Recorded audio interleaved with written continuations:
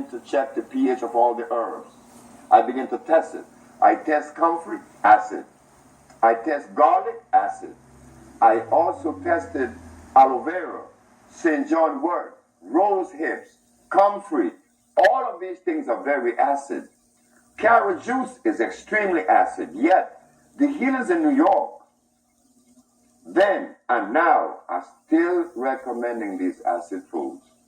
So I said, well, let me investigate further to see which are the alkali herbs.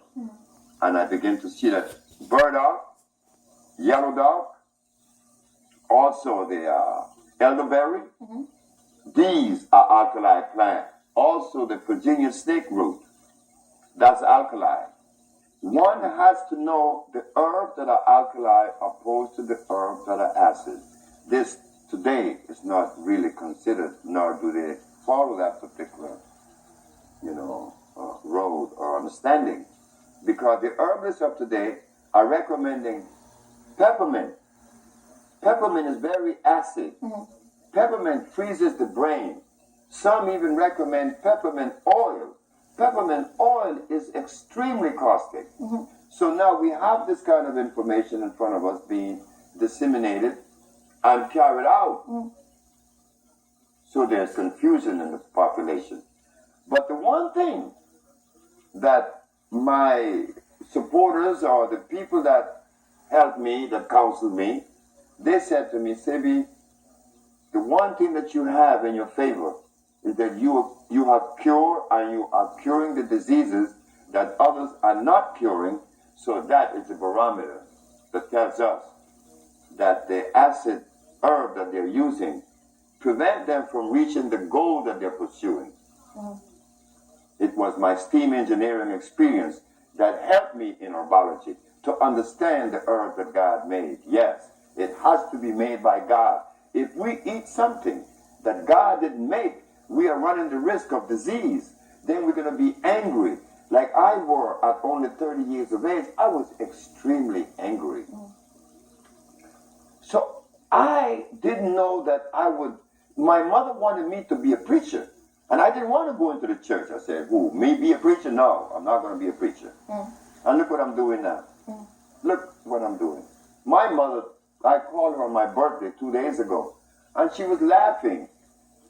She was laughing. She said, you see, what I wanted you to do, what I see you doing, you're doing it. Only because people are being healed. That is the work of a shepherd. So if we were to go back and trace everything, as a young man, you had a sense that you would heal people. You didn't know quite how you would do it. You went through to become a young man in your early 20s, and you were still unhealthy yourself, but you started to look into herbs. No, I didn't look into herbs in my 20s. I didn't know anything about herbs in my 20s. No. I made a statement at 14 that I was going to do something to help humanity, but I didn't know it was going to turn out to be these herbs. So when I was sick, I was 30, and I got the help from the Mexicans that helped me, and then I proceeded to pursue it, and I was working as a steam engineer at the time that every day I would go to work, and God would talk to me and said, how could you be healed of all those dreadful diseases, and you're going to hold that from humanity? And I would go to work and I would see these turbines and these condensers and these boilers, and I would get so angry.